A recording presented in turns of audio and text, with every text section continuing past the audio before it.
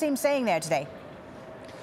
Yeah, there's a lot of it, isn't there? I'll go through the defence claims as quickly as I possibly can, just to add a bit more to what you were saying. They're saying to begin with that because Sweden very unusually holds rape trials in secret and without the media, for example, being allowed to be present, then his defence say that would be blatantly unfair and a breach of his human rights. They've accused one of the Swedish prosecutors of acting illegally in leaking details of the allegations last year to a Swedish newspaper, Expressen. They're saying that was unlawful. They're saying that he wouldn't be allowed bail in Sweden. The trial might be several months away. The prosecution wanted to be held, quote, incommunicado. Perhaps it was suggested to soften him up for far harsher questioning in the United States, which clearly these protesters in the Guantanamo outfits are all worried about as well. But apart from that, they're suggesting that the sex that Assange had with these two women wasn't unconsensual and wasn't rape at all, that in fact it was consensual. And they say there is proof beyond reasonable doubt that the women consented to sex, and therefore, in fact, there is really no allegation to answer. Under British law, the sort of sex that they had wouldn't constitute a criminal offence anyway, and therefore there's no case to answer. But finally and crucially, they're saying the prosecutor in Sweden, who issued the European arrest warrant, doesn't have the legal power to do it. And so they're saying the arrest warrants in itself can't stand. So both in fact, in terms of the allegations, and in law, they're trying to systematically undermine the entire thing. So we know what the defence is saying. What about the prosecution, Lawrence? What's their strategy? What's their argument? Well, they've said basically, for a start, that he did force himself on these women, that violence was used.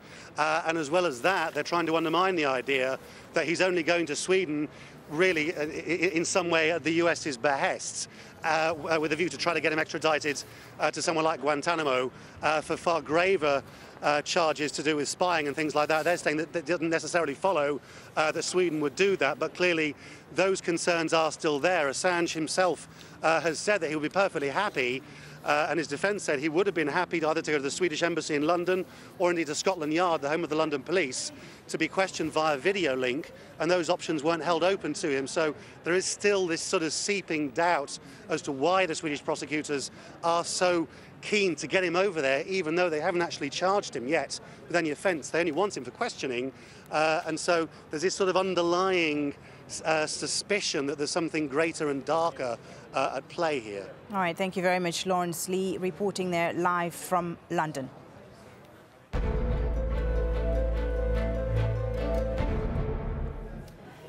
Sudan's President Omar al-Bashir has formally accepted that the South will break away with the results of a referendum due in the coming hours. Preliminary results show nearly 99% voted in favor of secession.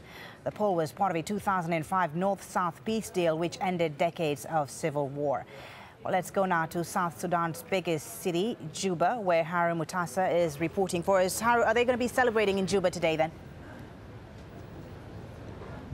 Yes, they will, and particularly the response or the word from President Bashir up in the north that he will recognize the vote could allay fears of people here in the south who were not sure about whether the north will let the south go peacefully. In the south, people are expected to celebrate once the announcement is made at 7 p.m. local time, but because it's dark, officials said they're concerned about security, so they've advised people to stay in their homes or party or celebrate in bars, for example, and not gather at a square where it was originally intended. But no doubt, wherever people decide or listen to the results tonight, people are expected to celebrate here in the south. Well, security then still a concern. This certainly doesn't bode well for the new nation, Haru. I know there are a lot of challenges that lie ahead for South Sudan. One of them, the first one being, of course, determining its borders. Exactly. A lot of outstanding issues still remain to be resolved. One is the border issue, one is oil sharing, one is citizenship, and security is perhaps another important issue as well. Earlier, there have been clashes in Upper Nile State. Soldiers from the Sudan Armed Forces, who are made of both the North and South soldiers, were clashed a few days ago, up until this morning, actually. Basically, the issue was that soldiers who belong to the South part did not want to deploy back to the North. They also want to keep their weapons as well. That's why the clashes started. We heard a few civilians have been been killed, but most of the casualties have been the soldiers. Other security issues include irregular attacks by the Lord's Resistance Army from Uganda and also defectors from the Sudan People's Liberation Army that regularly attack villages and disrupt insecurity in some parts of the south. Huge challenges for officials here in southern Sudan, and of course how they manage all these issues will determine how easy and how peaceful the transition to independence will be come July the 9th. Folly? Thank you very much, Haru Mutasa, reporting there from the southern Sudanese capital, Juba. Thai and Cambodian troops have clashed for a fourth straight day with hours of shelling and machine gun fire. The soldiers are battling along a disputed border area surrounding a 900-year-old mountaintop temple. The fighting has shocked residents in what are normally quiet rural villages, as Wayne Hay reports. Living near the Thai-Cambodia border can come at a cost. In recent days, an ongoing land dispute has shattered the peace in this otherwise sleepy Thai settlement. The owner of this house told us she managed to evacuate before a Cambodian artillery shell landed at her back door. This was the scene the night before, dozens of Thai shells streaking across the sky towards Cambodia. Despite the aggression from both sides, the Thai Prime Minister called for a peaceful solution, but said his country will continue to defend itself. When there is firing into Thai territory, it's necessary for Thailand to protect its sovereignty.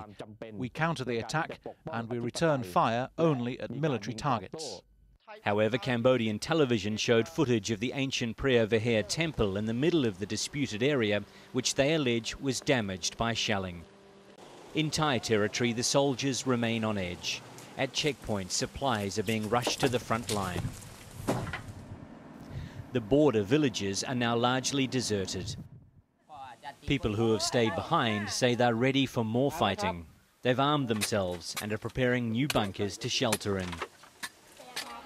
Those who aren't digging in are being catered for in the relative safety of a nearby town. The residents who have fled the fighting have come here to evacuation centres. In this one alone, there are around 9,000 people. Most of them say they're in no mood to go home anytime soon. I will continue to stay here until the fighting stops. Given the tension on the border, these people may be here for some time yet. Wayne Hay, Al Jazeera, Kantaralak, Thailand. Footage has emerged of a gang of Muslim men beating to death 3 members of the Ahmadiyya sect in Indonesia. The attack has been condemned by rights groups and the government. Now, we should warn you that this report by Sepp Vassen contains images which some of you will find distressing. It is gruesome footage. Police stand by while a mob starts attacking houses belonging to Ahmadiyya followers. Then the killing starts. 3 men are stripped naked, stoned and beaten to death.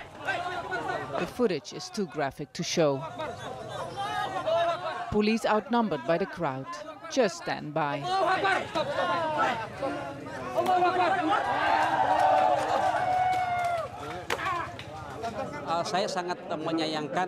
What I mostly regret is that this is being done in the name of religion. Even if it hadn't been done in the name of religion, this is too horrible to watch. Ahmadiyya followers are accused by some in Indonesia of being defiant Muslims because they believe the sect's founder was a prophet. Mainstream Muslims believe that Muhammad was Islam's last prophet. Human rights groups accuse the government of indirectly inciting the violence after it banned Ahmadiyya's activities in 2008. This has criminalized the group and has made it the focus of violent attacks. President Yudhoyono defends the government's decision to ban Ahmadiyya's activities. If everyone had followed our agreement, this kind of riot, this kind of violence could have been prevented. Protesters are demanding the government defend religious minorities in Indonesia more seriously. Tolerance and religious freedom under attack in Indonesia in an increasingly brutal way.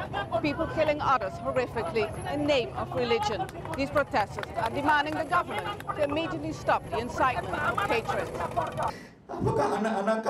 The Indonesian government has announced it will review the law that bans Ahmadiyya, but it has refrained from making clear how it plans to protect its followers. Sepp Vassen, Al Jazeera, Jakarta. Emergency warnings have been issued for areas of Western Australia as bushfires continue to spread.